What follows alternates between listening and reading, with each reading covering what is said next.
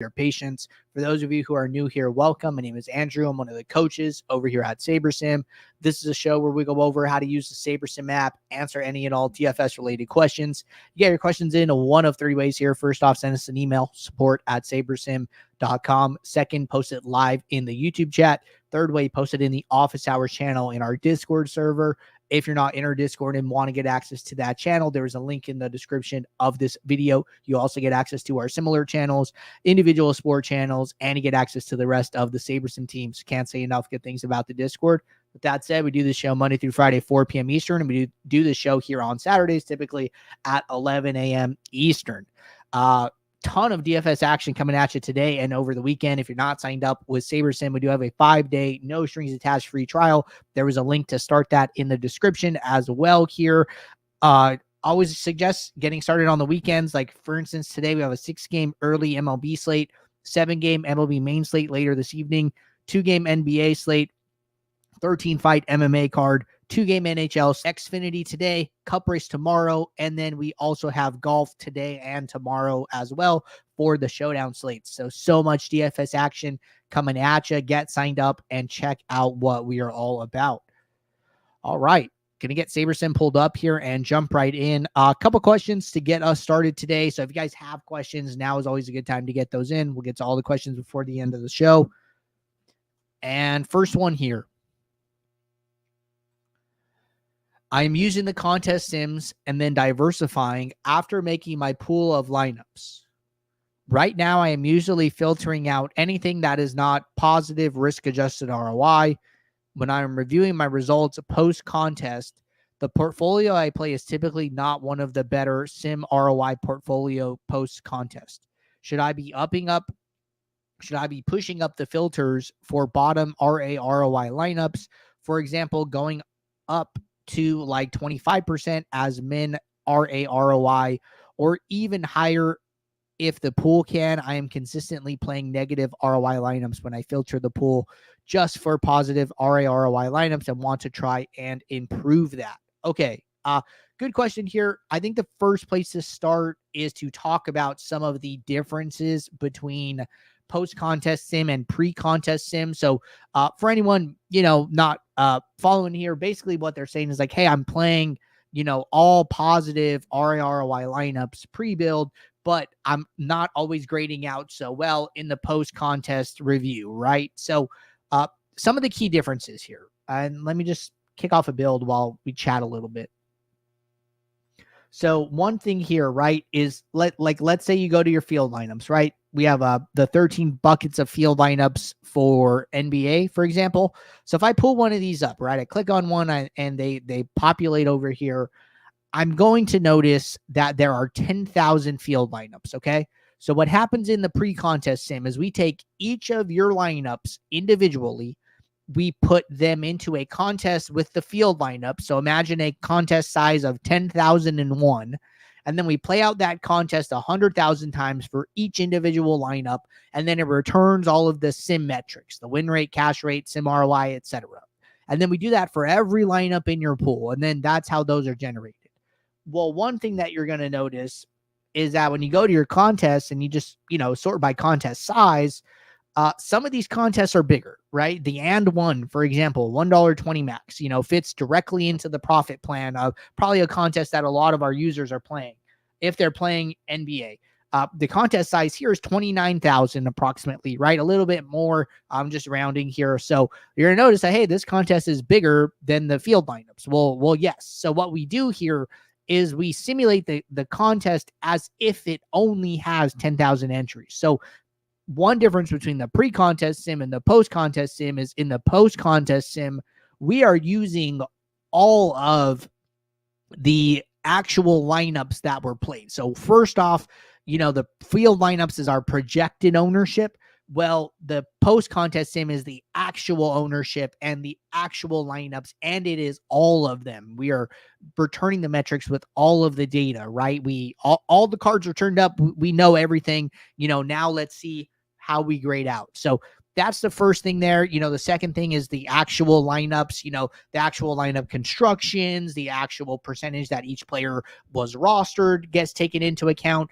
And then the third thing is that we are not looking at each of your lineups individually anymore. We are now looking at you as a user on like a portfolio level. So if you're playing the $1.20 max, well, in the pre-contest sim, we're looking at each lineup individually, but in the post-contest, we are looking at you as a user, or at least we return that value for you, right? You can still look at it on a lineup level, but the user level sim ROI is what most people are reviewing at that point. So in my opinion, the post contest sim is going to be the most important piece of data for you. Like, hey, how did I actually do? And I would be looking at the post contest sim ROI for that. Now, as far as how to get better, right? I don't think just cranking up the pre-contest, filter that you're using is going to be the best way to do that. I think what's going to be the best way is to study the top lineups that you're seeing, right? So basically what I would do here is go back to a past date, and I'm just moving some stuff around. So took it off screen, so I'll have it back up here in a minute. But basically you would want to do what I recommend doing is two things here. First off is studying the lineups or the players in your contest that did better than you. And then two is studying even top players, even in contests that you didn't play, right? So what I recommend is like, hey, I want to study the flagship contest, even though I might not even play it, right? Even though bankroll permitting, like it's not within my parameters for the profit plan, right? And I'm just running into a little bit of error here with Saber Sims. Let me try and reload it up. But it's giving me a little bit of a hard time. But basically I would be doing those two things. Like if I'm trying to improve my sim ROI, I want to like go and identify some of the differences between the lineups that I'm playing versus lineups that the top players are playing, or what are the characteristics of their portfolio and why is it different from mine, right? And still having some issues here. Not really sure why. Okay, let me bring my screen back up. I'm not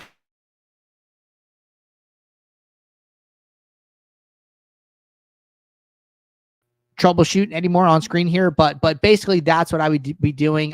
We do have like good tutorials on how to do that. If you go over to our YouTube channel.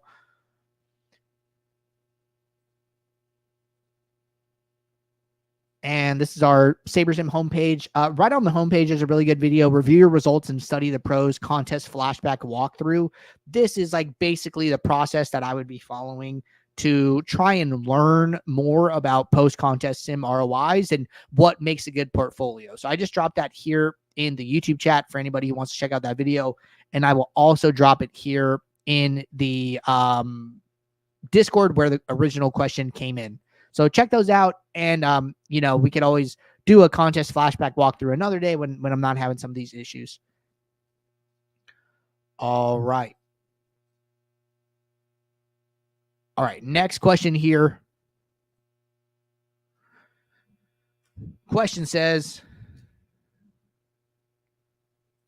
trying to get a better idea of how ROI works in flashback, more specifically the quarter showdown contest of the Knicks and Pacers. I ended up splitting the win with one other person who had a fairly low duped portfolio, but still ended up with a negative sim ROI, while users with highest sim ROI had more average dupes. Shouldn't a greater number of dupes result in a lower sim ROI? Just looking for some clarification. Thanks. Okay. So there's a couple things that come into play here. And we've talked about this like on like past review shows. A good one here is like when Max and I were doing our weekly review of the NFL season here. And like there was one week in particular, like if you guys want to check these out, go to the YouTube, go to playlists, go to reviewing past slates with contest flashback. And it was week 4, I believe here. where balancing uniques with win rate in NFL Showdown, the pros review NFL Week 4. So this one, I remember this specifically because it was like a really interesting show where what we learned is like there are so many different paths to being a winning showdown player.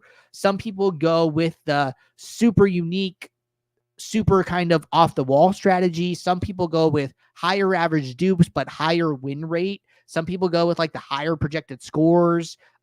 So like when I read your question, right, one thing that pops in my mind automatically is like, well, low dupes does not always mean high sim ROI. Like your projected score comes into play, your win rate comes into play.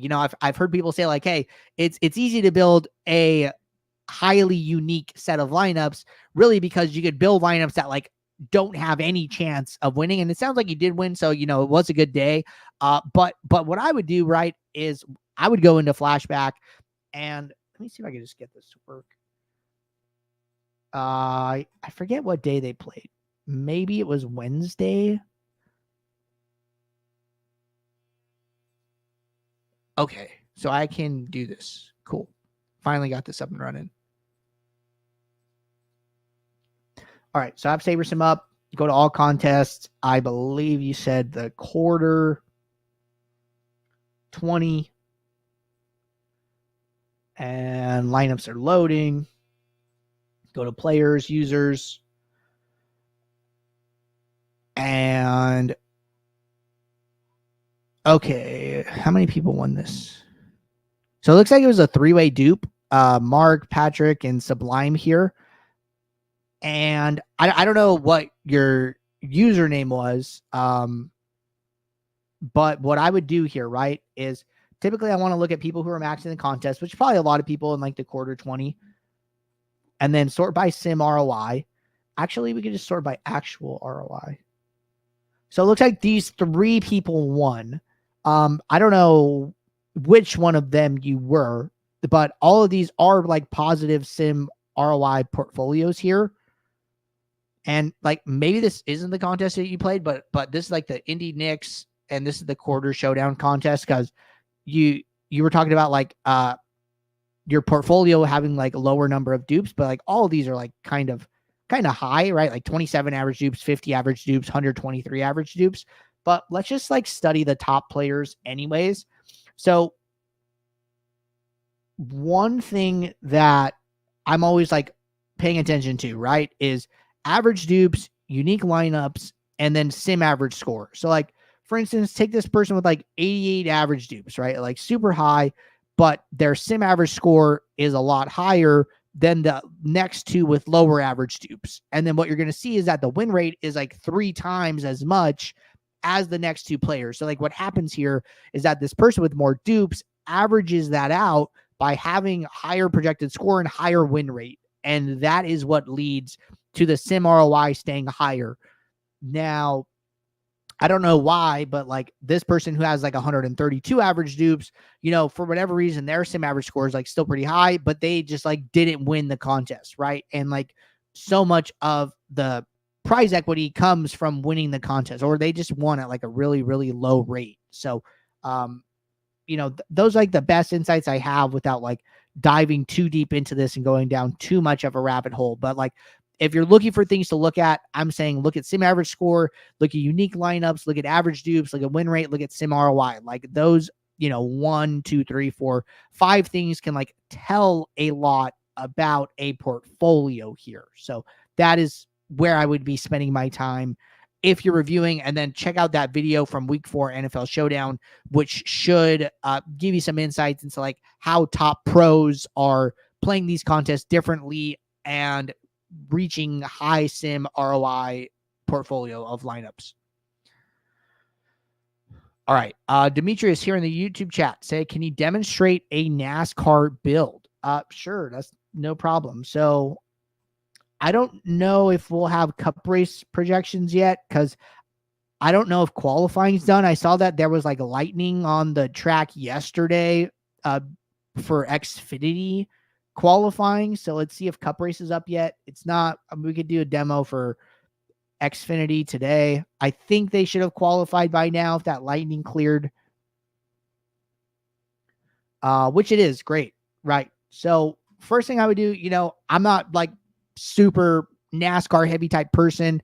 So what I would do is do like 58 point. I'm going to make a super small projection adjustment, right? Like the absolute bare minimum, right? The 0.01 option here.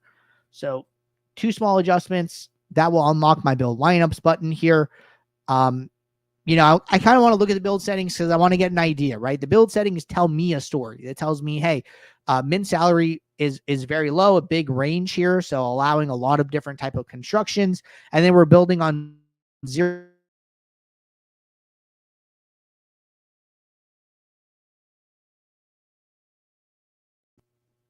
I'm going to go over to the contest tab, and then I'm going to find the contest that I'm optimizing for, right? Maybe we're playing the $1.20 max. So what I want to do here is go and note how big the contest is. So 9512 is how many players there are. And I want to do a geo mean calculation for this contest, right? And what I'll do here is I'll pull up my whole screen. And I'll pull up my calculator. And so maybe I want to do lineups that are going to be duped less than 10 times. And the reason I'm doing this is because, you know, there are only so many drivers. So there's only so many players in the player pool, right? If I just go by starting position, there's about 38 drivers. That is not a big player pool. Chances are you'll probably need an optimal, if not very close to one. So I want to make sure that I'm accounting for duplication in NASCAR here in motorsports in general. So what I'm going to do is I'm going to do 10 divided by 9512. To the power of 1 divided by 6. And that gives me 31.8 approximately here, right? So then I'm going to start with that value. Maybe I'll just do another one just in case if like I don't end up getting rid of that many lineups. I'll do something for 5 dupes as well. So I have 2 values here, 31.8 and 28.4. Now I'm just going to leave those here for when my lineups are done. 2,800 lineups is plenty. I forgot to lower this.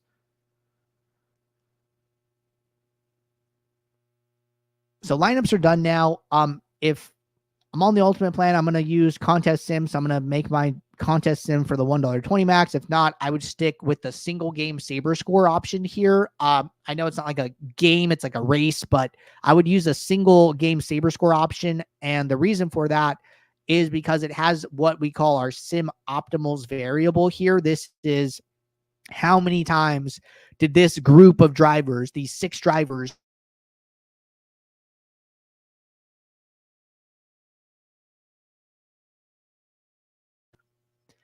what we're not going to do is we're not going to put the same lineup into your pool more than once. So we just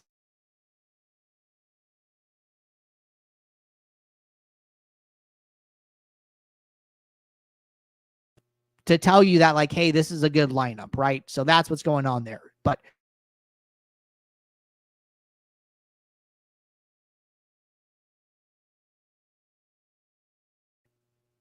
I want to come in here and put in my lineup filter now. So first thing I need to do is create a custom metric that shows the geo mean of each lineup, which it would look like this, my own product geo mean value. And then I would name it accordingly just so I know what it is.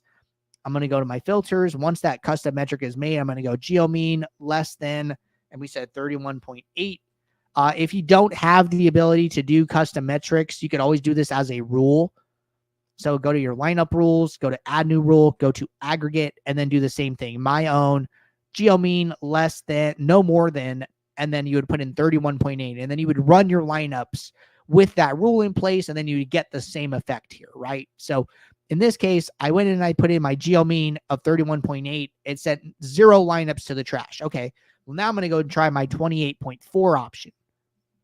And this one sent 0 lineups to the trash. At this point, I'd probably just leave it. I basically am assuming that all these lineups are going to be duped less than 5 times, and I don't really need to go any lower, but at least I have checked that box, right? I've checked the box for duplication in this case. And then from here, I'm going to go sort by exposure. I'm usually going to scroll down to the last lineup in my set of 20. I'm probably going to increase my mini uniques here and just kind of see where that gets me. Like 3 mini uniques gets me to lineup 134 in my set. And that seems fine to me, right? I could push a little bit for 4.